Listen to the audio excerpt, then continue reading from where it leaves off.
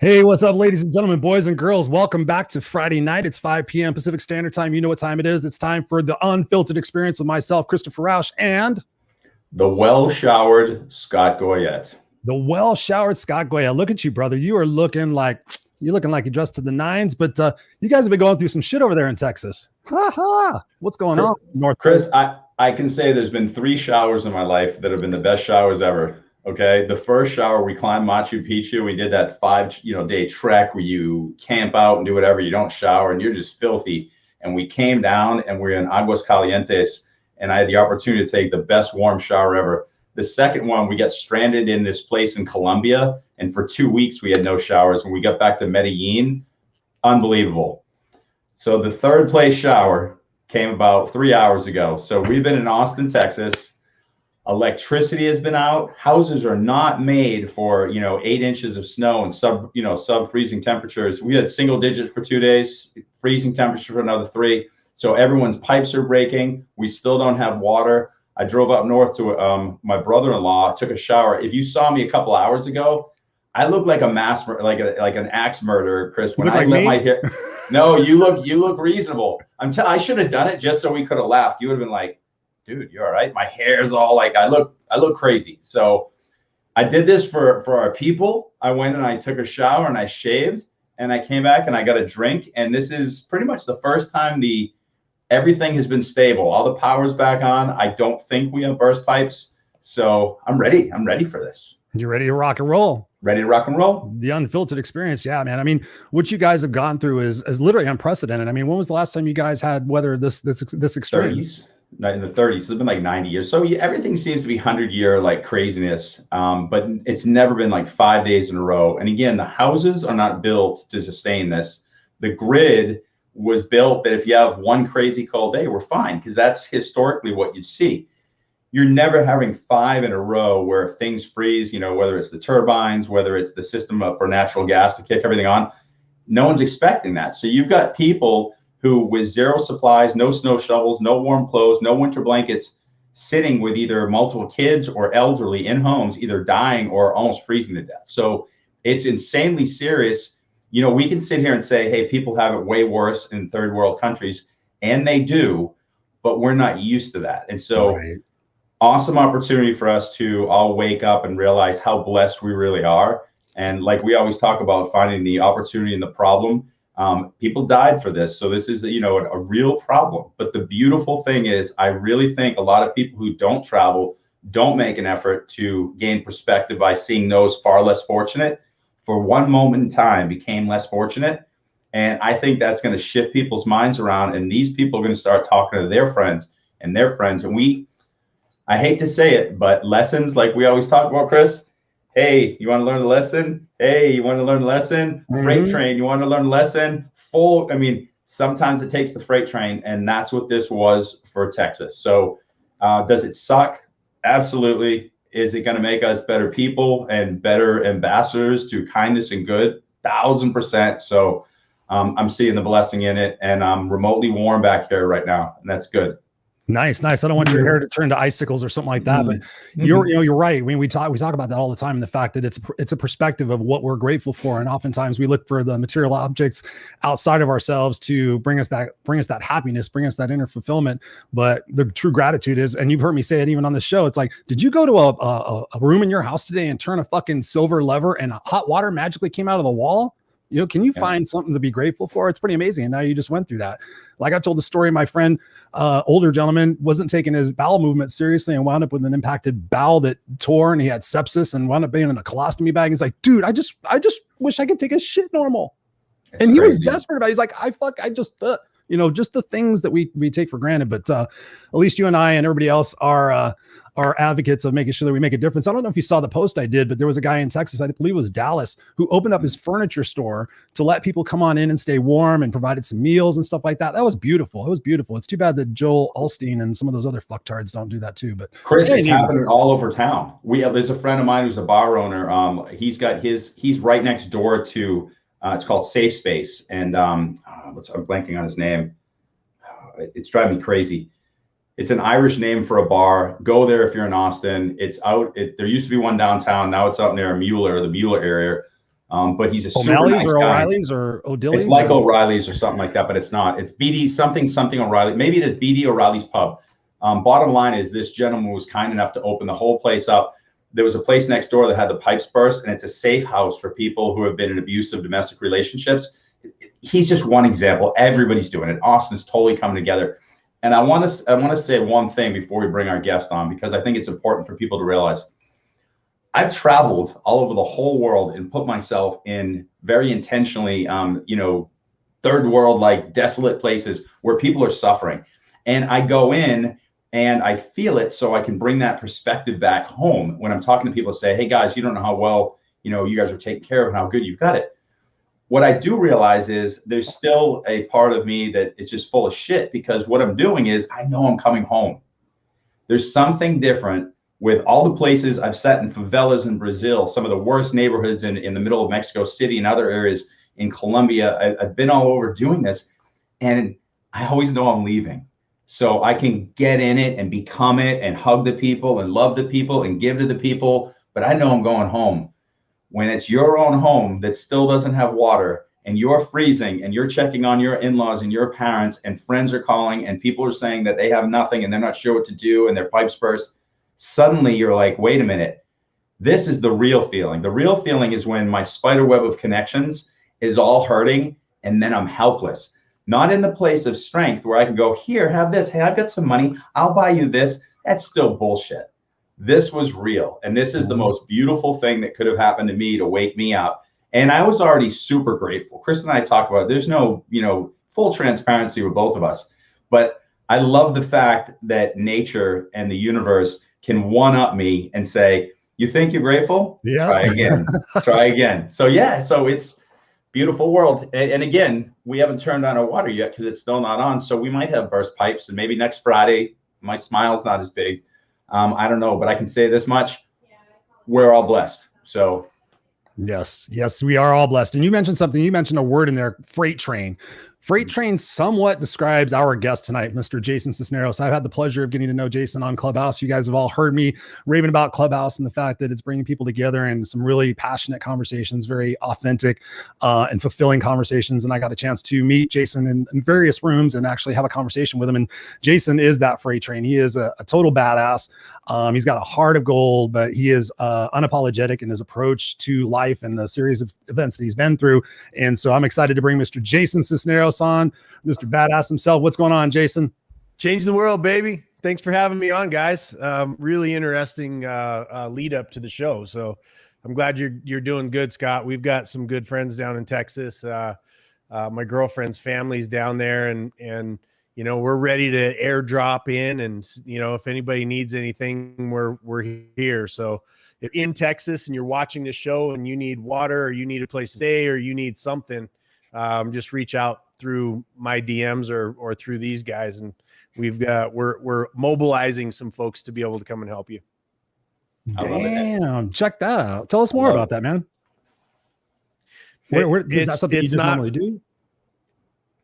I mean, we help where we can, right? I mean, Misfit Nation, we joke about the fact that our people are all misfits, and we've got misfits around the world. And if something happens or something needs to happen, people's rent, during COVID, they needed food, that this community of people just sort of airdrops in and, helps in domestic violence and trafficking and in crisis like this, or hurricanes or whatever it is. It's just a great group of people. And, it's not always, a bazillion dollars, but, a well-placed case of water and, or a case of toilet paper, or, food for a week or whatever. It makes a difference where we can. And that's what I love about Misfit Nation. That's what I love about this country. That's who we are at our DNA. So, yep. And awesome. I think it's beautiful, and I'm sure you've seen this too if you follow social media. But there's an organization called the Cajun Navy, and you've got Louisiana, next to Texas, and there's always rivalries with things. But the minute there's a hurricane, the minute there's a flood, the minute there's a tornado, they come flying in. I mean, literally, and they're bringing their water, their ability to serve, to help. I mean, it's always something, and it's amazing. And I've seen so many GoFundMe's from people in town where they're like, we're going to take this and do this to help these people. And right away, people react. And that's, whether it's even titled or not, the Misfit Nation, it's so beautiful because that's the DNA of what we are. And we can become that again more fully. And I think that we need to chat about that tonight because we need that more than ever. 100%. Totally agree with you. Hell yeah. So we got some people in the house already. What's up, Glenda Wright? Hey, y'all. Glenda's down in Georgia. I hope you're doing good down there. Christopher Cason. Hello. What's going on? Hey, it's Chris from Clubhouse. Good to see you, man. It's different seeing people. It's weird seeing people in different emoticons or whatever. You're like used to seeing the one thing. You're like, hey, look, there's Jason live. That's my little brother there, Christopher Cason. He's we call him the autistic guru in our world. So you've known him since before Clubhouse, or did you meet him on Clubhouse as well? Oh yeah, no, we've been. He's like literally like a little brother to me. So. Oh, awesome. We've had some pretty cool conversations. Yeah. Fantastic story in and of himself. He's a great guy. Yeah, that's cool. That's cool. We just had a couple conversations the other day. Glenda says that was a beautiful post, Chris. Yes, it was. I was just the one that posted it, but what that guy did in opening up his business for everybody was just massive. Let's see. Larry Schneider says, hey guys, what's going on? Eric Swanson in the house. You know, Mr. Eric Swanson. He says, rock and roll. Yeah. Mr. Awesome. Yeah, and he's all NDSO, no drama, serve others. Absolutely. Thank you guys. 100. And as always, we got some people watching already. Always engage with us, ask us questions, especially our guest in any format that you would like during this conversation. So, and just thinking about that. What's up, Kat Dawn? She's like, what's up, Familia? That's an organization called the New Dawn for domestic violence survivors, and she's a powerhouse in and of herself. So love her. Awesome. What's up, Kat? Thank you for being here, Kat. We appreciate everything that you're doing in the world to make it a better place. That's what Scott and I are all about, is just being a part of the solution, not part of the problem, and just having candid conversations like we do here on this show and on Scott's show and on my other show. It's just all about raising that awareness and having those conversations. And my question to you, Jason, and just wanting to get to know you, we're going to go in a couple of different directions here tonight, just to pick your brain on what it is that you've accomplished. But in thinking about Clubhouse, what are your real thoughts on Clubhouse? What did you go into the Clubhouse thinking, and what has been like one of your biggest, surprises in coming into that? Well, I think, we all get inundated, it's like, oh, another social media platform, right? Like, I think that everybody that's even heard of Clubhouse, that reaction has been like, that was me. I was the same way. I was like, I ain't going to do more shit. No. Another one, right? And Twitter, I was on and then I was off. And then I'm like, okay, I'm not living in a socialist country where my voice is, I'm like off of that platform. And, so what I thought of it and what it actually is, much like a lot of things in life, are two different things. Right. And, so I jumped in, a good friend of mine, Tony Rodriguez, introduced me to the platform. And I just got in there and I started listening. It was just more of a listening thing. And then people started recognizing me and bringing me up on stage, and the genuineness of the conversations was really mind blowing for a couple of reasons. One is that we are desperate for connecting. We're a connection animal. And the way that we have been taught to deal with this COVID situation, right or wrong, all the other stuff, it has separated us. They've put a mask on us to, even when we are in proximity to each other, that it blocks off that humanity and that interaction. And so I see Clubhouse as this place where it's being self-regulated conversations between people who were on Facebook and on Twitter shredding each other to pieces. Now, I haven't heard one conversation and I've been in a bunch of, I haven't heard one conversation about I hate Trump or I love Biden or I hate Biden or that has been in and of itself a blessing. You know what I mean? Not to have to deal with the tribalism. And so people are in there and there's a subject and they're adding value according to their experience. So there's this beautiful humanity side that I love about it. And then there's I'm a huge anti-guru advocate. right? So there's a bunch of people out there that call themselves business gurus who do nothing more than try to rip people off and take their money, and they don't really help them build their businesses. And then there's groups of them that end up on the same stages, and they're, you know, and they kind of help, you know, put the audience to sleep, and, you know, and they're getting $5,000 here and 10,000, and this guy's my really good friend, you should trust him. And they're all just a bunch of hucksters, right? Which has made me unpopular on the speaker circuit. But I see those people still banding together now in this new platform, and competence over time cannot be faked, right? So you can fake somebody out by, you know, they go to an event, there's 5 or 6 people or 10 people on stage or whatever it is. You can kind of fake people out there, but over time, your conversations and the value you're adding in Clubhouse there's a built-in bullshit detector that eventually goes off, right? Yep. So people filter themselves out, and there's really great advice on Clubhouse, and that's usually the people that are talking the least, right? Mm-hmm. The people that are talking the most because they're trying to convince you of something, and trying to sell you something regardless of how it comes across. But overall, in general, I don't want to take too much time on this, but overall, in general, Clubhouse has been a revolutionary experience that I have really enjoyed. So it's something that you're not necessarily used to in your life and your surroundings. Kat says Clubhouse is the most authentic social media platform I have ever experienced. I would tend to agree with that. And she says, so far for me, Clubhouse is the platform for revolutionaries. Truly agree. So I happen to know from your story a little bit, Jason, and the reason why I asked that question is I know that you have been through quite a bit in your life. So I asked that to frame it as a point of reference. Did you have that opportunity when you were growing up? Did you have people around that were open-minded and opportunistic as far as helping you grow and seeding you into being the man you are today? Yeah, no. My adopted father, just for those of you that don't know the story, but my adopted father went to prison when I was 17 for attempted murder of me and my mom. I was started dealing drugs as soon as I can remember. He hated my guts. I never understood why until the day that he was sentenced. My mom took me to dinner and said, "Oh, by the way, he's not your real dad."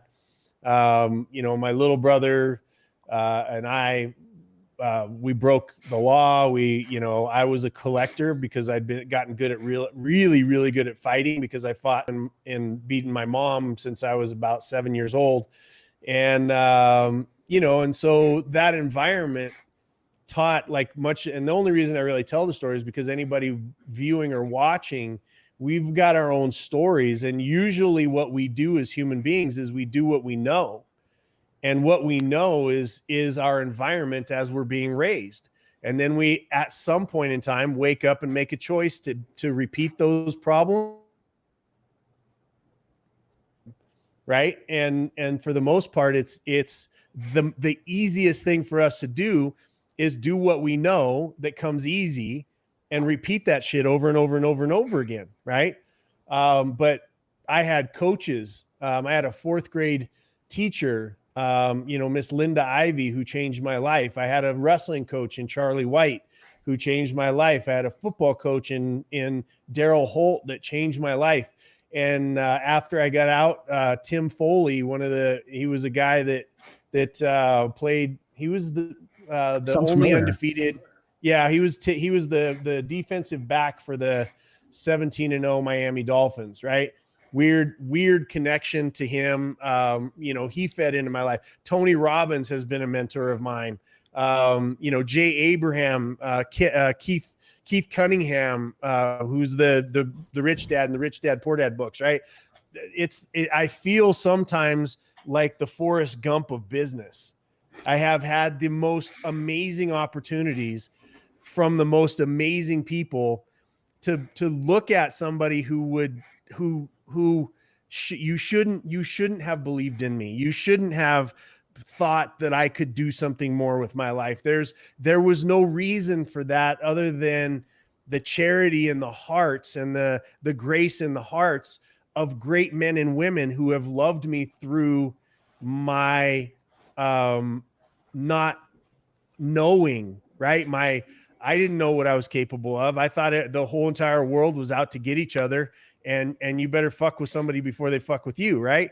And that was my upbringing. And man, this world of service and easing suffering and becoming as good as you possibly can to be in service of other people. What a beautiful existence. You guys both know this, right? Like it's a beautiful existence. And I will die serving others, because what a beautiful way to go. I want to live for a long time. Obviously I don't want the universe to take me, but if I lay down my life for one of these little girls, little boys that's being trafficked, domestic violence, stepping in one of those situations, or, on a trip trying to feed kids that are dying every 4 seconds from starvation, like, is what it is what it is.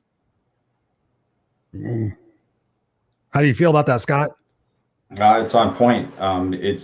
I think the minute, and we talk about this all the time, Jason, the minute that we fall in love with ourselves enough to truly allow our heart and mind to fall into alignment and recognize that why, that purpose, and live it, so you're organically becoming your brilliance, you're shining that light you talk about, then life is infinite. Like, we know that. We know we're spirits and we're living in this body for the moment. So we're going to be in service in this body. And to know that on your deathbed, you did everything to make this world a better place means you did it. So whatever it takes between now and, I would call it the commencement to spirit once again, I'm all in. I'm all in. We talk about in our coaching. I mean, I wish that more people would get to that space. And I love the fact that at the same time, you've recognized that you can love yourself enough to be in service to others. So you're in love with yourself, but it's not an egoic thing. It's an overflow the cup thing. So you're recognizing the kids, you're recognizing your audience. You want to be compensated well for speaking and whatever, but you're not out giving a pitch. You're just out giving truth. And there's a difference. And we had Forbes Riley on here a few weeks ago talking about this too, where everybody wants to go give their pitch. Like, hey, do you know what Go Love Now does? In 4 easy steps, I can make sure that you're a better person and more connected to the universe. Like, listen, I mean, anybody can go give the marketing bullshit. Here's the truth. We've dimmed our lenses, and we just got to wipe off some distortion. That's not a pitch. I don't care if you buy my shit or somebody else's, but that's a reality. The minute we start to see more clearly, be in service to other people, and know that's life, that's living, you're already there.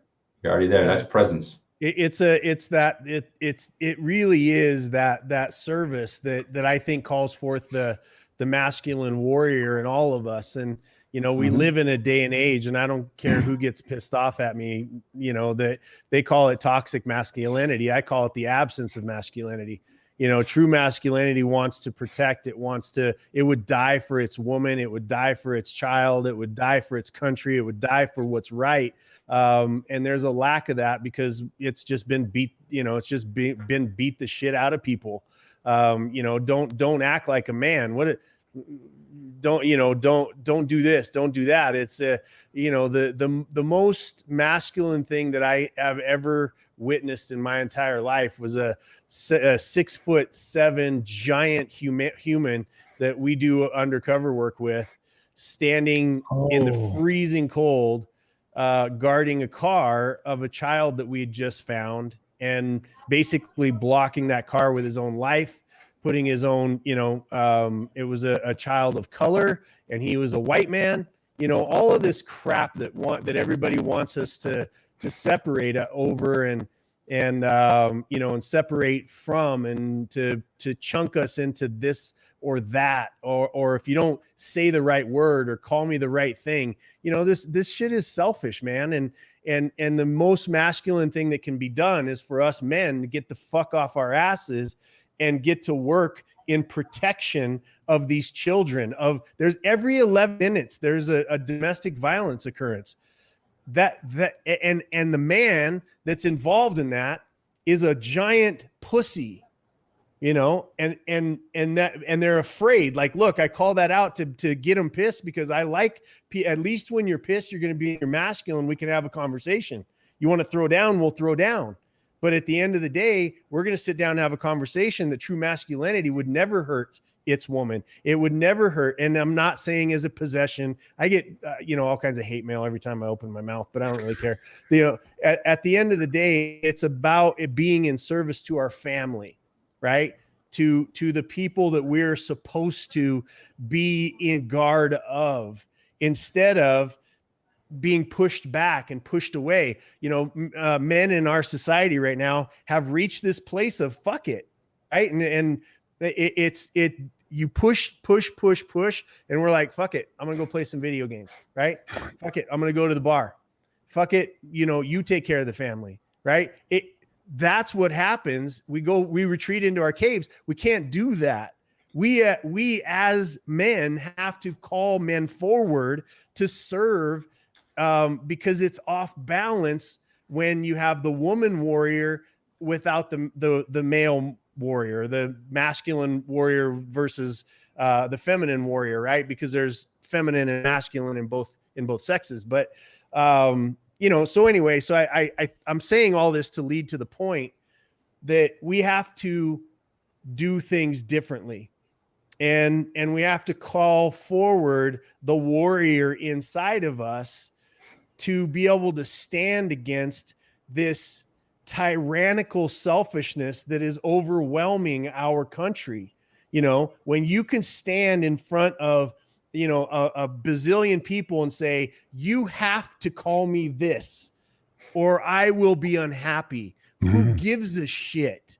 I don't care. At the end of the day, it's not about you. And if we continue this selfish, tyrannical march, it always ends in socialism, which always ends in death, which always kills the poor people, which always kills the people of color, that always kills the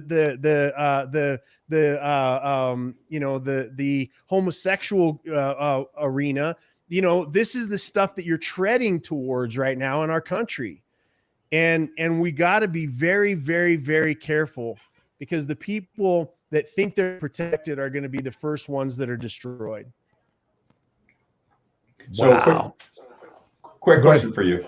Do you think that our real issue is socialism or weakness, or do you think it could just be very unhealthy communication that's manipulated from those who are literally controlling all of this?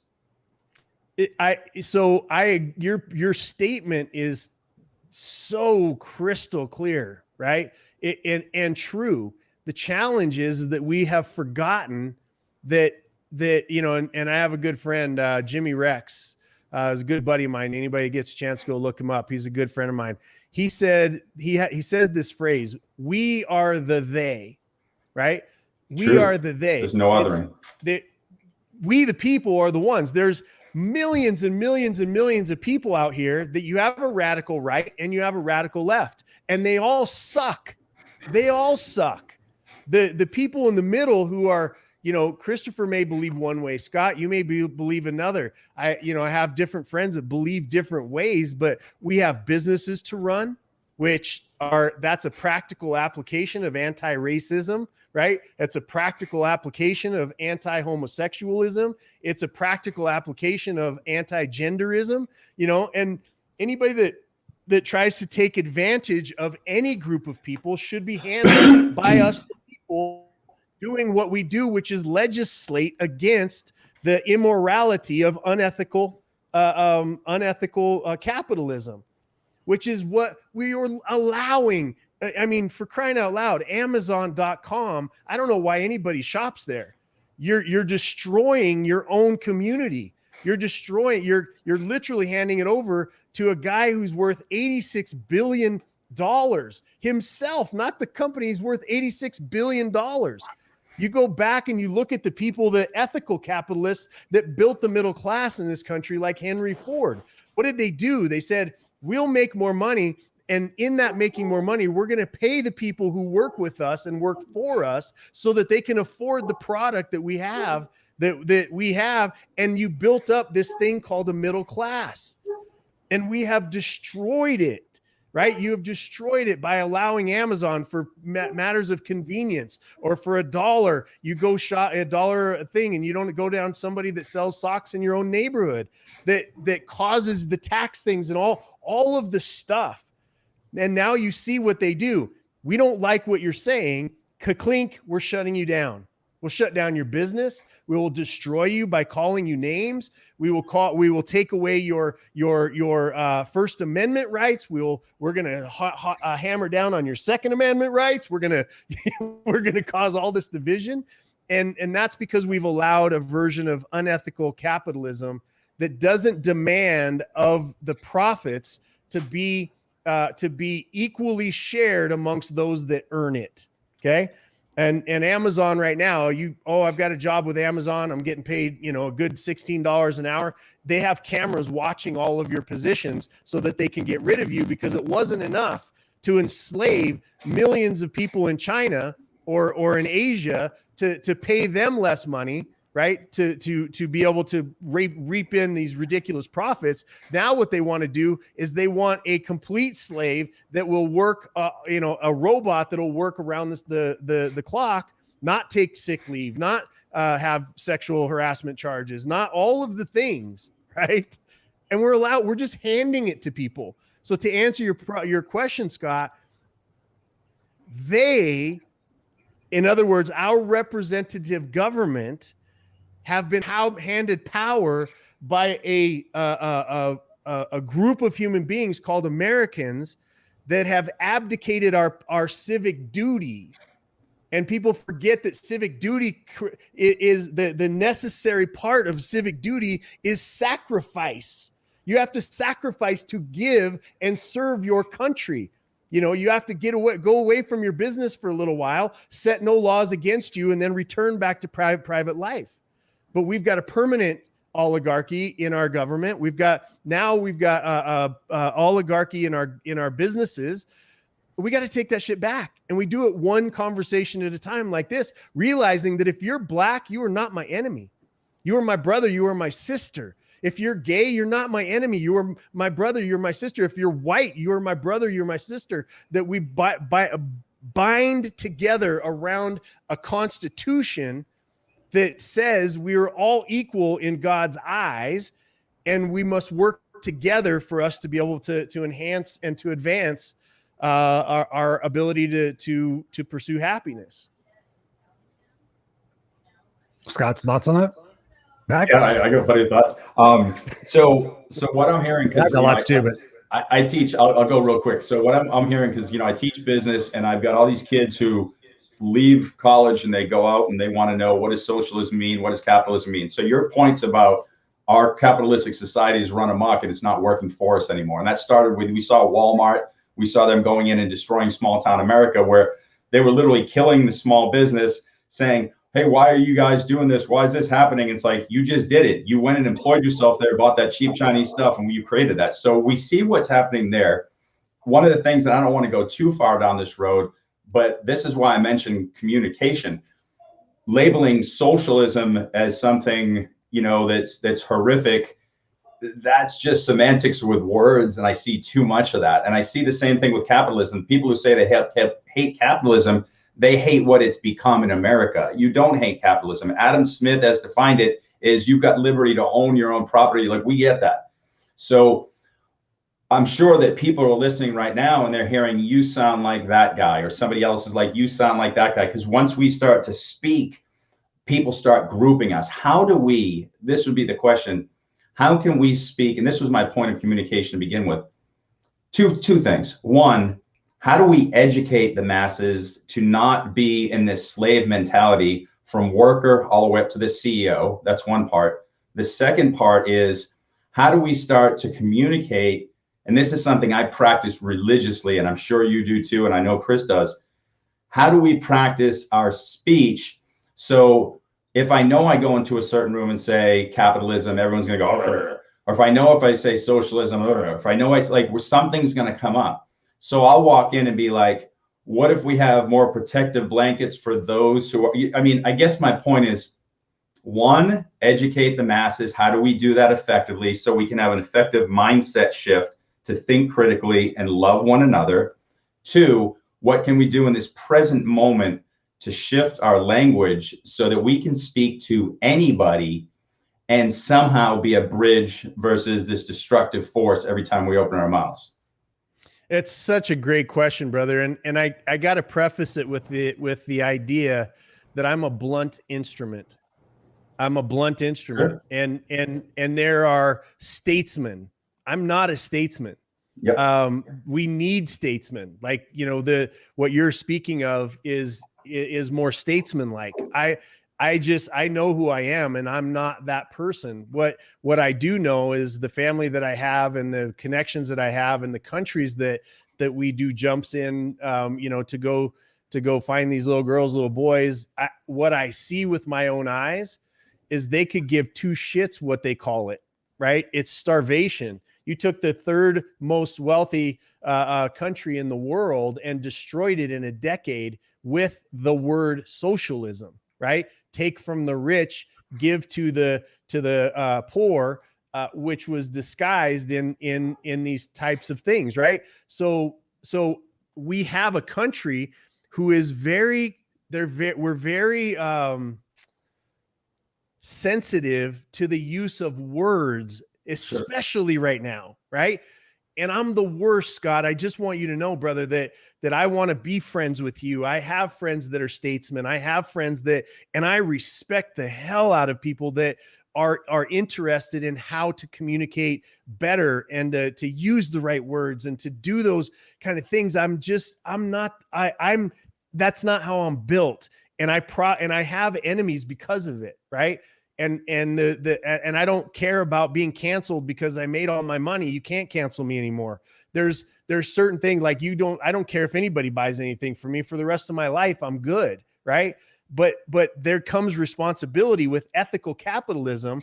For the freedom that you acquire, you then show that freedom to other people, right? You reach back, you reach down, you reach aside, you reach 100%. Over to show people that way. And the only way that I know is the people that loved me enough to face, they loved me more than they needed my approval. Those are the people that changed my life. And they tremendously used language that hurt my feelings. Like, now I've only got one feeling and it's buried under a mountain of unresolved issues. But when you have somebody that you respect and they're telling you that you're doing something wrong or you're going in the wrong direction or you're making and they use those words like you're fucking up, Jason, you're doing it breaks your heart. And then you have a decision as a human being. And we're just abdicating for an entire generation, the necessary friction and sadness and breakpoints and dealing with language. We're abdicating that responsibility. And China, for instance, will not give a shit how you feel about what they call you when they invade this country, right? That Russia doesn't care, if you use the wrong word. We've swung the pendulum too far in my opinion, in conversation. Not that we don't need statesmen. We absolutely do. But we also need a giant wake-up call that everybody watching this or listening to this is responsible for the things that you don't like about your country. Right? Does that make sense, Scott? I hear you 100%. And I like where it's going, because this is a beautiful contrast, discussion, because I hear you. And as somebody who's got a warrior mindset myself, what you say makes perfect sense. But I'm also visualizing some of my students that I could lose in a moment's notice if I don't manage them differently, which goes back to that education component. Because your argument would be they were treated so lightly that now they're kind of fucked. And I'm trying to figure out where's that medium, because don't forget too, there's different archetypes and personalities. Chris responded very well to just being beaten down. I love it. I mean, I dreamed of Bobby Knight being my basketball coach when he threw a chair at somebody. And I was like, I want somebody to throw a chair at me. I'm not even kidding. Like, this is very serious. Right. Like I go for a run and I'm in like a triathlon. You know what I say? I say, I have to do this, like this number, or my whole family will be slaughtered. And I go into this thing visualizing my family being slaughtered to make sure I achieve what I'm going to achieve. So I'm not all there. So I don't want to define me as everybody.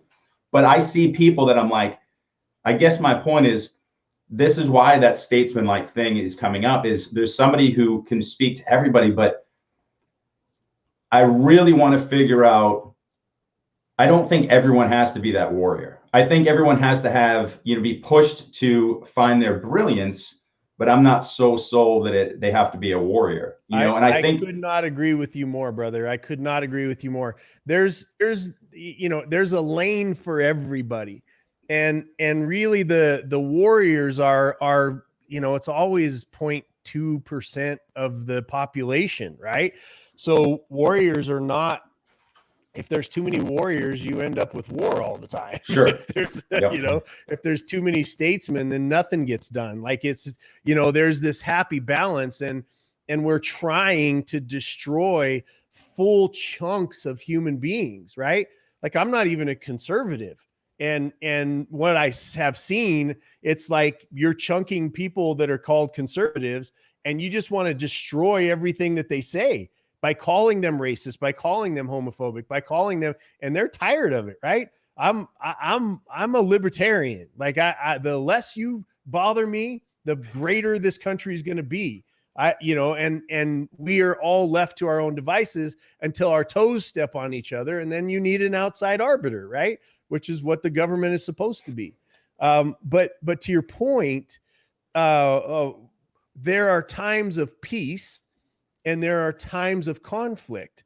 And we don't realize that for the past several years, we are in a conflict that many of us don't realize is happening around us and could come crashing down around our ears at any point in time. And I think that such a time as this, that men like us and women that are Misfit Nation, that women that care, it doesn't really matter, like you said earlier, what their label is, families come together around loving each other. And the more demonstrating we can do that Black and white and Hispanic and Asian and gay and straight and women and men, we can love each other in a way that lifts humanity, and don't need an outside source dividing us and telling us that we need to hate each other so that they can be in control of us.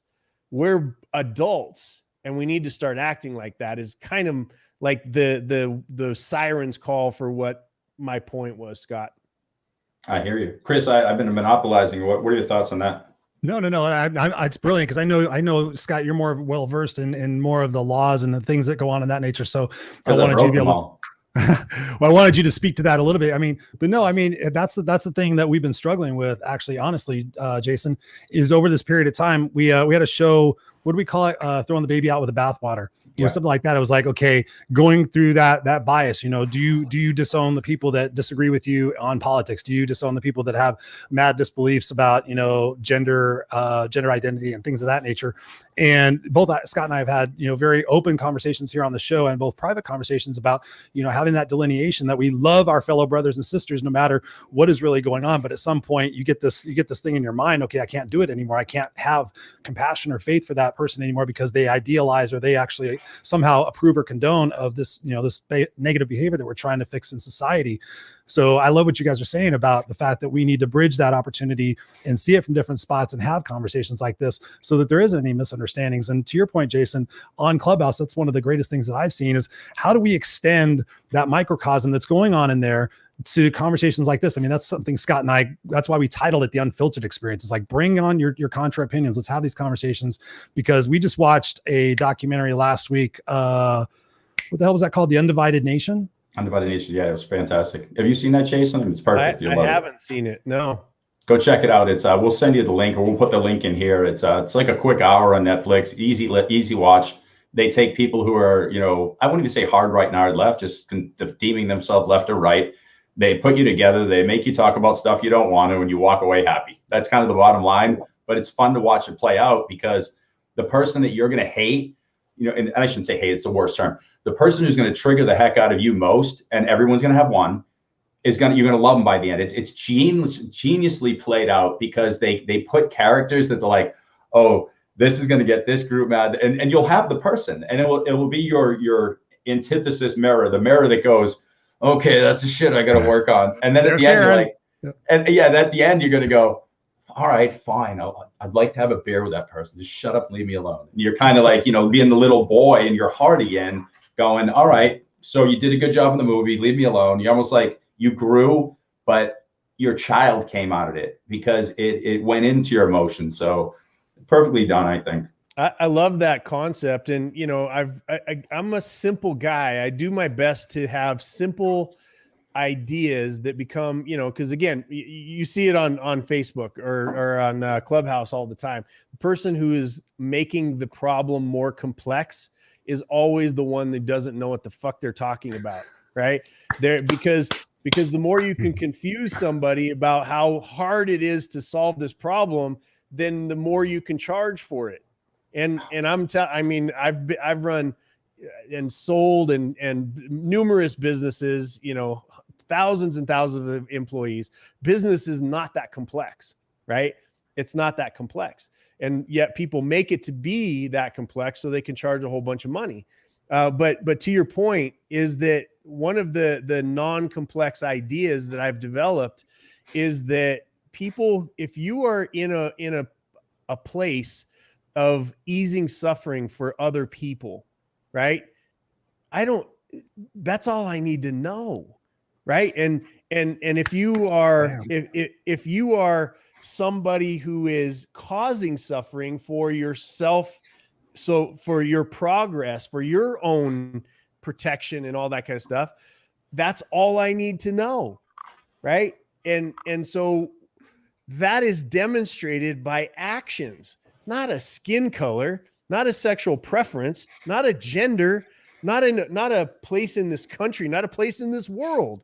It is by your choice of behavior. And Amen. people don't like being called on their behavior.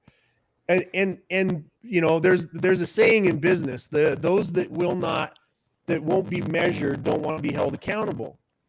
And that is the worst employees to have. If you don't want to be measured, you don't want to be held accountable. I'm sorry, but in my organizations, you're going to be held accountable, and you're going to be able to be a champion that makes more money than anybody in your position ever in the history of mankind, because I've gamified it through math, right? Through an algorithm.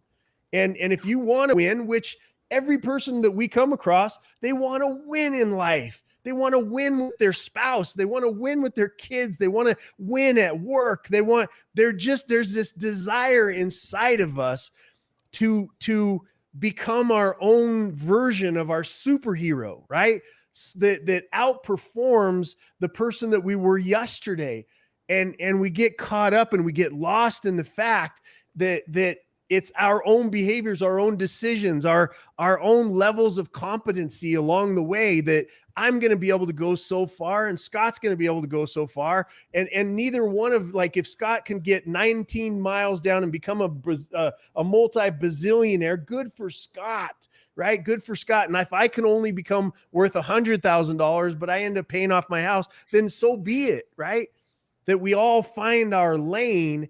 But what happens is that there's this insipid evil and manipulation that seeps in, that because you don't challenge yourself to become the best you can be, now it's somebody else's fault. And that is destructive. That's destructive to a family. That's destructive to a country. That's destructive to a culture. That's destructive in general. Because now it's the Russians' fault. Now it's the Chinese fault. Now it's now it's their fault. They're taking our freedom, right? Then we need to kill them. And well, it's okay that we kill them because that person is somebody that has slanted eyes or dark skin or white skin, or that. This is what breeds that culture of otherism, and we're all the same people. And we need to learn how to lift other people up around us. And if you're easing suffering for other people, to get back to my original point, then I want you on my team. If you're causing suffering for other people, then you're in direct conflict with me. Bam. I want to take a second here and just highlight some people here in the chat room. Glenda here. Pam, what's up? Pam says, "It is such a time for this. Thank you for being here." Kimberly says, "Truth." Yeah, we got, what's interesting is, we got, I love this. Both Scott and Jason are right. Absolutely. Absolutely. It's just so great. We appreciate you guys being here and sharing your comments and your questions with us. Kat Dawn says, I am a warrior and I need the healers and the nurturers, and I'm going to pretend I can do the things that healers can do. We all have our challenges, our callings. We just need to open our hearts and bring back the best versions of ourselves to one another. Bam. Mm-hmm. Absolutely. Inner child work. I love that. That's one of the big things that we talk about here also, Jason, is the healing that needs to happen within ourselves, and that the outpouring of the anger and the resentment and the blame is generally speaking, psychologically held to our trauma from childhood. The age from 0 to 5, 0 to 7, whichever you look at, and the belief systems that are created and how we're treated, much like you had your experience, you had my experience that I had. It's pretty crazy. And we got Matthew in the house. Matthew, what's up? He says it's called Rocks. Really enjoying the topic discussion and just the straight to truth. Matt's an awesome dude. He says metrics matter. And we have a new person, Vinu. I hope I pronounced that right. She says stop comparing and stay in your lane. Yeah, she deals with the inner child of people's actual children in their home. When you're go through divorces or you have a kid that might be contemplating suicide and whatnot. She is the child whisperer, somebody that is one of the most beautiful, competent women in her lane that I've ever seen in my entire life. So if you have challenges with your kids and you want to give them the best leg up, you're going to want to. Definitely. No, I love that. I will definitely be connected with her. Teresa's in the house. She says you have to own your own destiny. Absolutely. I mean, I don't know if you've ever seen it, Jason, but my tagline, and I've gotten shit for this, even Forbes gave me shit for it, is my tagline is helping people overcome their self-created crap without the self-help fluffy bullshit. And I get to, what do you mean self-created crap? I'm like, the shit you're putting in your mind is self-created. And I'm going to teach you how to unfuck yourself. I said, that used to be my tagline way back when, was I teach you how to unfuck yourself. But then people really didn't like that. Right. I should go back to that. I love Forbes. Has been a friend of mine for quite a few years. She's a spectacular human being as well. And all you have to do, she's one of the people that is, all you got to do is just emulate, right? It's going to be hard for you to keep up with Forbes. It's better to say, okay, I'm going to watch her and emulate. Like if she sells something or does a seminar or does some speaking or something, you should always go. Not necessarily because she's going to hand you the playbook, but because she's going to show you what you could be, who you could be, what you could be, and what you should be doing. Since we're talking about the unfiltered experience, can we talk about something really quick that has been on my mind lately? Absolutely. I was going to hit you about something else, but absolutely. Yeah, I don't want to take over the show, but I want to ask both of you guys, because this is the space that you kind of play in. That the more like it's the phrase mental health, right? This is, I don't want to. We're just gonna have a conversation. Look, I've been diagnosed with PTSD. I got diagnosed by a doctor at one point in time, bipolar disorder, all the stuff, the beatings that I took, the abuse, the torture that I went through as a kid, all of these things. Right. And the more that I went through the process with the professionals, and they threw a pill at me and they threw this at me and they threw that at me, the worse I got. And it seemed, until I figured out that our brain function and the chemical imbalances, right?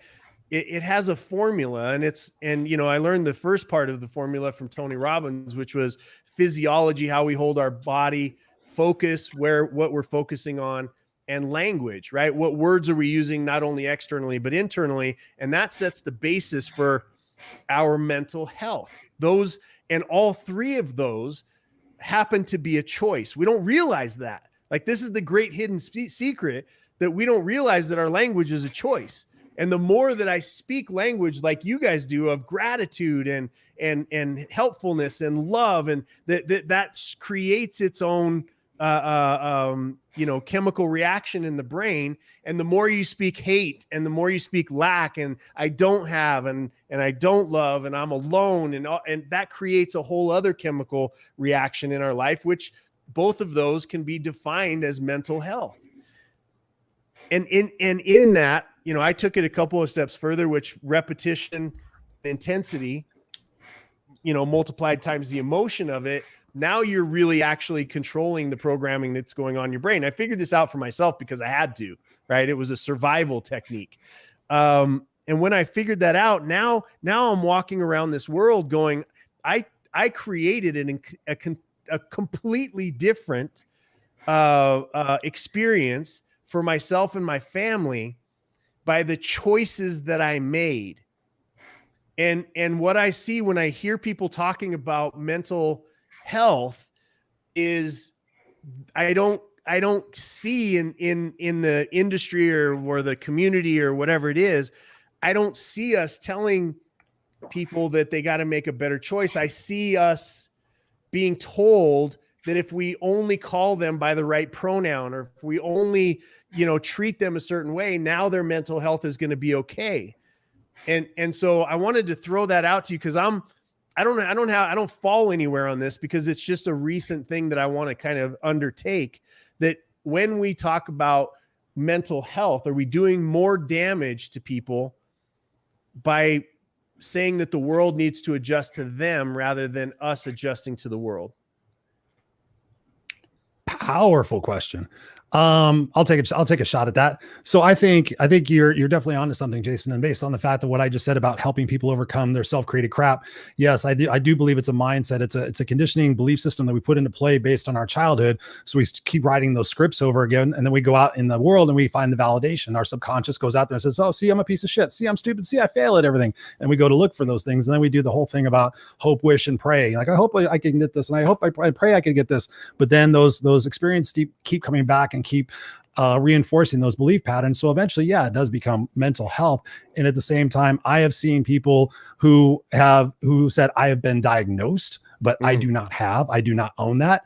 And I've seen people that have used their what people would call limitations as their gifts. So for example, people who are autistic, the fact that they can bring out different gifts in what they do.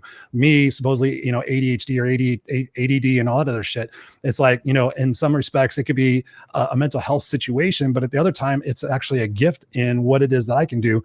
So I sit there and I look at it from the aspect, of course, there are extenuating circumstances like yourself. I'm not a doctor that can say this, but I can say there is a massive amount that we can do and take responsibility for on our own to be able to improve our mental health and our mental conditioning. But we are creating an environment of victims, and we're creating the snowflake syndromes and all that coddling and shit. It just fucking blows my mind. It's like, you know what? If you feel like shit and you're doing that, are you exercising? Are you drinking water? Are you sleeping? Those little things, that's where I start going fucking crazy, Jason. I'm like, oh, I'm so depressed. And how much water did you drink today? Oh yeah, I don't drink water. Oh, what'd you drink? Soda. Okay. Your body's like fucking 80% water. When you're dehydrated, you feel like shit, you act like shit, you want the short-term gratification. It's a choice. And it's not like you have to go to, to pay some, high-powered psychologist. Cause I didn't. I was broke. I was homeless when I had to figure this out. Right. Cause it was a do or die, a death or die. And this word victim, right? To me, in the world that I work in, a victim is somebody who's had choice ripped out of their hands. End of sentence. Okay.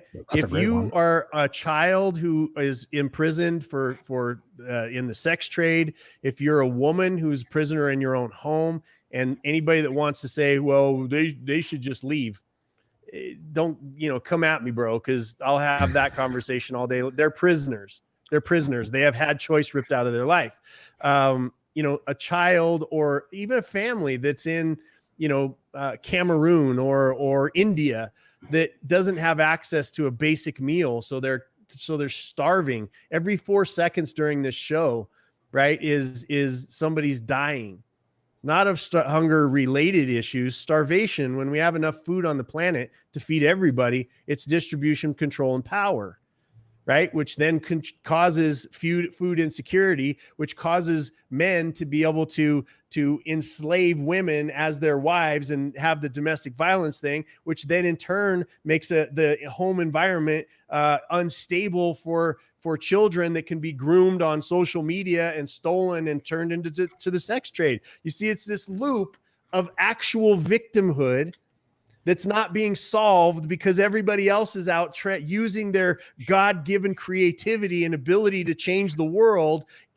They're wasting that energy by putting check boxes together to where the world needs to change according to them because they're victims.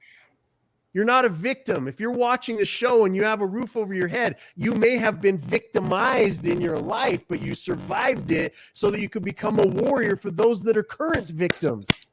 Right? Yeah, baby. And that's the so anyway, I want to hear what Scott has to say on the mental, and then this word trigger, right? That I think is the stupidest word I've ever heard in my entire life. So Scott, I would love to hear what you have to say, brother.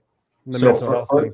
First of all, I would say that if somebody's going through a point where you just feel like you're mentally losing it, schizophrenia, bipolar, depression, whatever it is, that's real. And you've gotten to a space where, because whatever's in your spirituality or whatever's happening, that's literally the end game. That's the shut down your human being because you've waited this long.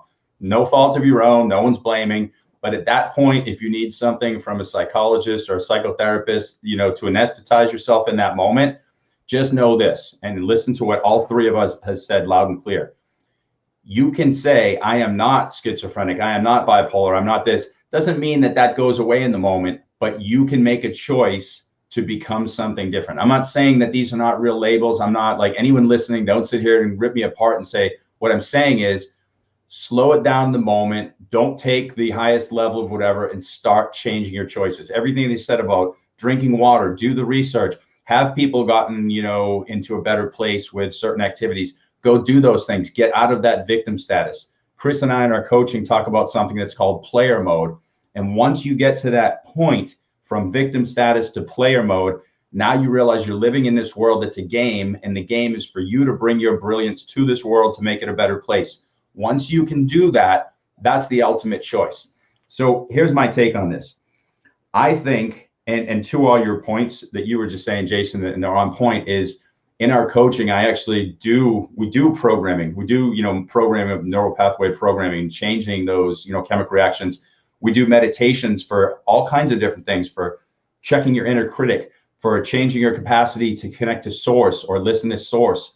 So this whole mental health thing is literally reprogramming your whole spirit. So your spirit comes alive in human form.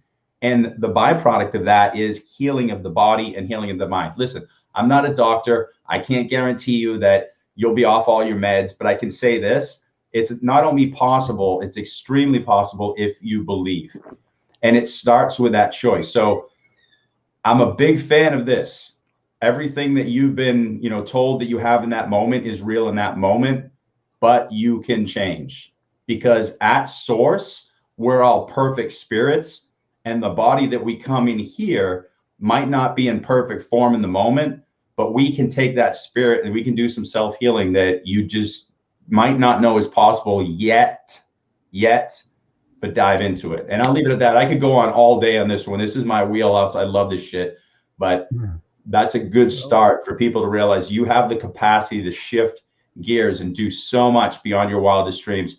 But you also might need something in the moment to get through the moment. Listen, I'm losing my mind. Do I need a Xanax so I don't run through a window? Probably not a bad idea, but eventually that window is not going to seem like something I want to run through because I paid for it and I feel happy now. And I kind of like looking out it instead of running through it. So trust in time, you'll be all right. I love that. Well, thanks guys. I didn't mean to divert the attention, but you guys are both really great in that space. And it's something that I'm thinking about now. Right. And I think that it causes, the thoughts, the generational, the inception thoughts that we have and what we do with them and how they build on themselves are creating a lot of the reality that's happening around us. And I just think we've lost track of a good disciplined approach to taking inventory of our own behaviors and how they are impacting our outcomes before we start blaming anybody else, or skin color, or gender, or sexuality, or all that other kind of stuff. So anyway. Amen. No, and Thanks, I mean, that's why we call this the helpful. Unfiltered experiences, to have these conversations and to bring those subjects to light. We've got a lot of feedback here in the chat. So, obviously we're talking about something that's resonating with a lot of people. I want to go back. Let's see. I think Marlene said, triggers or bells going off so you can look at them. Are you willing to own your own pain, and will you handle it? Yeah, absolutely. Let's see. Pamela says here, I was diagnosed with PTSD in 2006 when I finally filed for divorce. That could have been my excuse to go on disability and collect a check. It definitely would have been a lot easier, but I chose to fight for my life, and it was a long, hard fight, but it was worth it to get where I'm at now. Bam. Unstoppable, baby. Love that. Unstoppable. Cindy says, how do you deal with the young people who are hashtags? How do you deal with the young people who are fill in the blank? What do you guys think? Obviously the young people victims. She was saying victims. Here we go. How do we deal with the young people in virtual school suffering from depression and not being around their school friends? I'm not. Fire every politician that's allowed it to happen. Democrat, Republican, replace them all. Hashtag. You want a hashtag? Hashtag replace them all. Mm-hmm. Let's get some civic leadership back in this country, instead of the permanent oligarchy that we've allowed to metastasize like a cancer in Washington, D.C. Yeah. And the beautiful thing, again, the opportunity and the problem is whatever we've just seen right now, if we can forecast this could happen again, we can have a plan in place. Virtual could work, like it's working in my very privileged home. It's not working in other places in the city, but we could have, ways to make that work. But ultimately, what's the end game? Are we educating these kids for critical thinkers or for slaves? So that's where we got to head to, is that critical thinking space. Yep. And here's the answer right now. You pronounced it Venu. I want to make sure I pronounce it. Yeah. So she says, find out what they need. And that's what Cindy's coming back to, is saying, until then, how do we work with them? Listen, find out what we could do to help support them. I mean, that's an important issue. What do you think about that, Jason? Well, having had to work with a lot of, the newer generation in business, right? People, one of the things that I learned, and there's a couple of good books out there. I don't have them off the top of my head, but maybe I can throw them in the comments later. Yeah. But dealing with the younger world, I see so much hope. I see so much potential. And it drives us crazy because, they ask so many questions, and, the Gen X and baby boomers, we're more used to. Bell goes off, we sit down, we stand up, we go to here, we're more used to being sheep than the younger generation. The younger generation has seen the power of a question that ultimately turns into $100 billion company, right? And that question is, how can I shorten the process? How can I make it easier? How can I how can I change the environment? How could I do this? And there, where we think we take it as these kids are all like pushing back. Well, Dad, why do I have to push, move this box from here to over here? Because I told you so, damn it. And because that's how we were taught. Mm-hmm. And now, instead of stepping back and going, this new generation is asking way better questions than our generation. Way better questions. And it's in those questions when there's a bump up against our egos, where age is supposed to come with wisdom, which means that we're supposed to be sought out for the answer. And when they ask us a question like, why should I move the box from here to here? And our answer is, just because I'm telling you so, that they don't accept that. They're like, well, if I move that box one time and it had, a string attached to it, and all I had to do was pull on it 14 times, and now I've stacked 72 boxes, why wouldn't I do that? Great question, right? Jason, I ask one question of all my students. I think you'll appreciate it. The first day of class, I say, who's the stupidest person in this room? And they all start looking around, like looking at the kid in the sweatpants, the kid with a headset, the kid who's definitely high. And I go, it's me.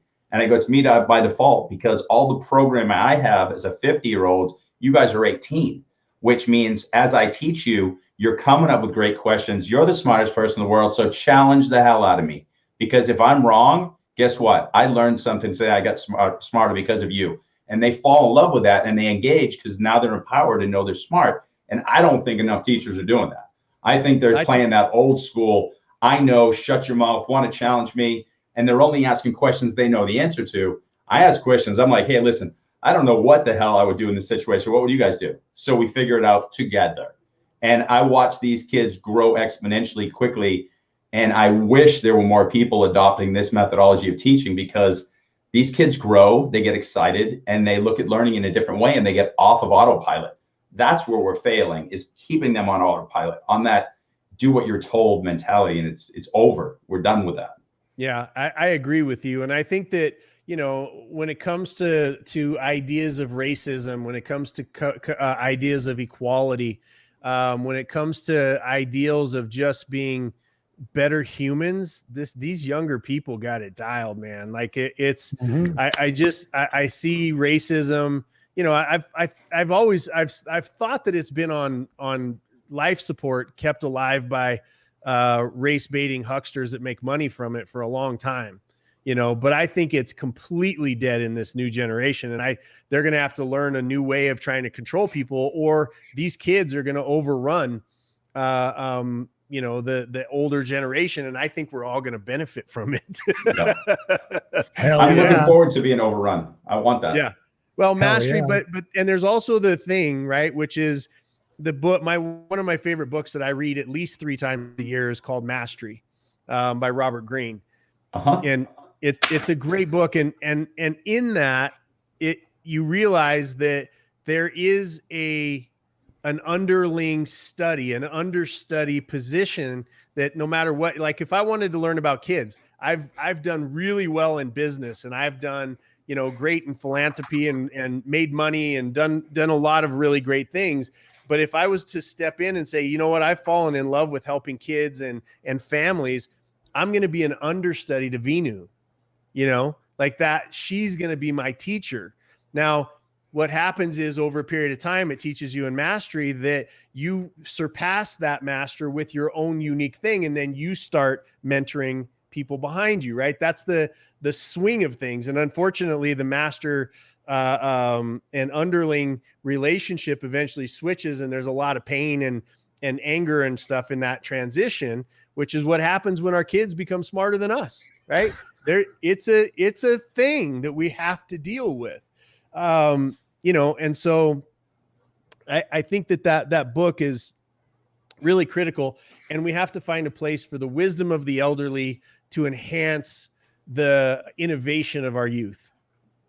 Ooh, we should actually, what we should do, guys, is obviously we're on fire. We got people that are commenting left, right, and center. We could actually come back and do a whole entire show about that, about the education system, about kids, and about what we could be doing for them. Hell yeah. Would you come back to the Unfiltered experience, Jason? Anytime, brother. Anytime. Yeah. You guys out here in viewer land on a Friday night, you guys are awesome. Pam says here, my son has been one of my best teachers. I know you love your son. Caleb is awesome. Yeah. I mean, my son's 4 years old, and he's one of my best teachers also. I want to teach him a few things though. No. I'm such a dick. I'm not going to be dad of the year today. No. Thank you, Lynn. What's up, Lynn? Lynn is amazing. She's such a beautiful person. She says we need to guide and not dictate to them. I fucking love that. I absolutely love that. I still remember back to Columbine, and my poor friend Marilyn Manson's not doing too well in the news right now, but Marilyn Manson in the Bowling for Columbine documentary, you know, all the people were sitting there saying, "Oh, I'd tell these kids," and they said, you know, so what would you tell these kids? And he's like, I would listen to them. And it was like, boom, mic drop. Hell yes, we got to listen to them. Pamela says, Vinu, if they're going to do that conversation, Vinu would be a great person to absolutely. Bring to the panel. Yeah, we definitely. We'll right on. We'll bring her in here. Does she accept? Nice, thank you. Hell yeah, there you go, ladies and gentlemen. So we've been going for an hour and 14 minutes. Sometimes we've gone as long as 3 hours, but we try not to do that as much. But Jason, man, what a powerhouse for coming on the Unfiltered Experience and sharing your raw and very, strong opinions about things that really are, I think, essential for most people in the world today. I really believe, and I go back to Pareto's principle. I really think that and I don't watch the news. I don't follow politics. Any of that shit just fucking drives me crazy. I used to be a news junkie. I used to be a political junkie, and I just like, okay, what can I do to be a solution today? How can I help make the world a better place today? That's where I focus on. But thinking about the fact that, the 80-20 rule, and depending on how you look at it, I personally look at it, it's I think 80% of the people in the world are magnificent. And I think there's that 20% out there that are trying to fuck it up for the rest of us. And seeing what's happening on Clubhouse, seeing what was happening in the marches last year for Black Lives Matter and everything that was going on, and seeing the diversity in the crowds, and then also seeing the world standing up and saying, hey, no, this is bullshit. We're not going to do this anymore. But to your point, Jason, and thinking about what Vinu was saying and what we're very passionate about here with kids, is that I foresee down in the history books that my son is going to be in high school one day. He's like, dude, or dad. He's not going to call me dude. He's going to be dad. Oh my God. In the history books, they're talking about 2020 and 2021 and 2022, where all you fucking old people got your shit together and started listening to the young kids, and you guys changed the history books. And now look what's happening. Look what's going on. And look what's been eliminated. And look what's been eradicated. And so I look at that vision like he's going to come home one day and he's going to say, you guys were the generation, or we were the generation that really flipped the switch on everything and finally had enough. So thank you, brother, for being here. Where can people get a hold of you and learn more about Jason Sisneros? JasonSisneros.com is probably the easiest place. And then that filters off, whatever you're interested in. I've got a podcast called The Bald Avenger Show. We've done a couple hundred episodes of, and we've got the Slave Free Project, which has a new dawn and, the domestic violence stuff, and the SERTministries.com is the rescue unit that I run with. SERTministries.com. Eat a Billion, started by Ambush Jane and Tony Robbins. That I'm the CEO of that. So it'll take you all those different places. Now, if you're somebody in business that wants to really turn your company around and make more money, you've got to be doing it not for another car, or another house, or whatever. You got to be doing it for our motto at Anton J, that's my consulting company. We're one of the top 10 in the country, is to help good people make more money, get more time so they can do more good. And so there's lots of consulting companies out there that are interested in, just helping you make a ton more money. We want you to make a lot more money, but so that you're doing something for the world, right? And it's that's how we filter through people who are going to help and who are not. So thank you for asking, though. You go to JasonSisneros.com, you'll figure out whether there's something for you or a group of people that hangs around. Misfit Nation here on Facebook is the collection of all the weirdos, including me, that have screwed up in life, and we're doing our best to spend the rest of our life easing suffering for other people. Awesome. Thank you, brother. We appreciate that. Our angel says, great show. Christopher, Rausch, Scott Goyette, and Jason, have a great evening and great weekend. Cindy says, we'll go back to the earlier discussion on replay. Thanks for these thought-provoking discussions. What's up? Yes. Thank you so much, Jason, for being here on the Unfiltered Experience. And thank you for doing everything that you're doing in the world to make it a better place, and being authentic and congruent and passionate about it and being bold. I absolutely love it. Vinu says, amazing. Thank you, guys. So we'll be getting in touch with you to make this happen. So Jason, we're just going to stick you backstage for a second. We're going to wrap up, but don't go anywhere. And we will see you guys. Thank you, Jason, for being on here. Scotty, what's going on? Holy shit, man. We got some fire on that conversation. What do you think? I like it. I already have a thought, and I think there's something we're going to do. Anybody who's on here who knows somebody who will bring a new perspective to that panel, because Jason had mentioned earlier, we should do some kind of a panel, because we were talking about the panels and the groups are saying, subscribe to our coaching. Here's 20 great coaches, buy our stuff. Let's do the opposite. Let's bring somebody to this space virtually. Let's call it I am, I do, I want. And each person on the panel tells who they are, the depth of who they are. The do is the choices. What choices are you making, and what do you want to see to make it a better world? and we have a big discussion with that group. So we have people from the Black community saying, all I want is this. Why can't you do it? We have somebody, you know, like Jason, who's coming from, you know, more of a libertarian, centrist, maybe slightly the right-leaning perspective. And we bring us all together, have us speak that. And I noticed that Jason's a listener, while he's still somebody who speaks his mind. And I think if we get those kind of people who are listening but speak their mind, we can do something beautiful. So I took away instantly something that we can do right away to make the world a better place. So that's my finish. That's the 2 cents I've got to add. Loved it. Thank Jason so much. It's incredible. Chris, you were great tonight. Perfect. Bam, show. Bam. Mic drop. Mic drop. See, mic drop. I got to work on the bicep a little bit, but yeah. I got to do it too, dude. I've been sitting around and with no electricity, like not getting my weights. It's hurting me.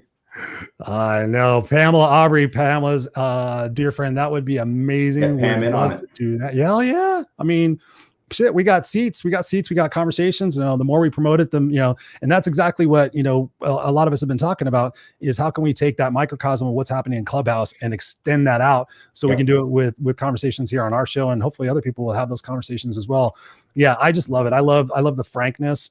I love the boldness, but yet I also like the fact that it's not, you know, that is wrong or that is wrong. It's like, you know, the responsibility is on us to correct the course of action that we've created for ourselves and unfuck ourselves for our kids and to make the world a better place. So yeah, I mean, it's all about that discussion, that dialogue. And that's the people that we're seeing on Clubhouse. And there's so many people out there.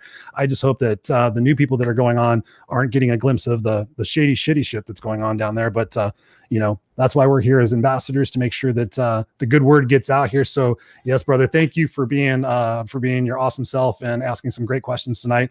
My brain was a little bit on hamster wheel and just kind of like going and thinking about so many different aspects, but I love the questions that you raised tonight and bringing that conversation to light so that all these beautiful people here in our chat. I mean, we had so many people. I mean, I would just want to go back and thank you guys all individually. Kat, Dawn, so great to have you here with us. Yes, actually, Glenda, mental health is a fucked up system. Absolutely. All you beautiful people, Tom Yost, Lynn Serrano, Pamela Aubrey, Andrea Malati. Hey, what's up? She says, so true, Scott. Lynn Serrano, Marlene Sanchez, Cindy, all you guys are beautiful. You guys are our Unfiltered crew. So Jason's got the Misfit Nation. We've got the Unfiltered crew. So absolutely, we just combine this and we just make it a super kick-ass show and just and promote the shit out of it. So and make sure you like us on our Facebook page, and then we'll drop you in the group too, because we're always sharing stuff. And if we do this event, not if, we're going to do it, because once we say it, we end up doing it. So everything that we do is going to be in there, so you guys can be a part of it. And it's very important for us to get all of your input, because you guys are the reason we're here. Love you. Absolutely. So just go to www.theunfilteredexperience.com. That takes you right to our Facebook group. So we'd love to have you guys there. So anyways, whoops, I don't know what the hell that is about. So anyway, Scott, I hope you and your family stay warm, stay safe this weekend, and your in-laws and your parents are all safe and healthy and warm, and that you guys continue to thaw out. And yeah, just thank you for being you. And any big plans for the weekend aside from thawing out? I'm just going to go check our other house and make sure the pipes didn't burst there. And once water comes back, we're going to check here. And I'm just going to say prayers and meditate and help people who need my help. And yeah, so this is my fun time. As soon as I get out of here, I'm going back to the phone and seeing who needs assistance with what. So I'm going back to real life. So thank you for getting me away from real life for a minute. Appreciate that. No, you look good. You look great. It's good. We didn't hardly catch up this week, so it's been crazy. So anyways, we just want to leave you with this, guys. Jump into it. Jump into your potential. You have the opportunity. You guys heard it tonight. Choices. You have choices. You have choices whether to remain a victim or to become a victor. You have a choice to listen to the conditioning and the negative belief systems that were inputted into your brain by people who didn't know any better from your childhood. And you could choose to rewire that. Jason did it. I've done it. Scott, I know you've done it. We can do it. There's so much free information out there on YouTube, on Google. There's so many different opportunities on Facebook groups. There's no reason why you guys can't be a part of your solution and heal the inside shit that's going on with yourself, so that you're not constantly going, nah, it's your fault. It's your fault. What are you going to do to save me? You know, you got to pull yourself up by your bootstraps and figure the fuck out and help another person out. That's the most important part of the message, is that once you get stronger, like we have, what do? We take our trash and we make it our treasure. We go back out and say, hey, what can I do to lift you up? That's what's making this world a beautiful place. We guys love you guys. You guys are our Unfiltered crew. Peace out. We'll see you next week. We got Daniel Bruce Levin next week, so we're going to have an amazing conversation as well. So we love you. Stay safe and stay kick asses.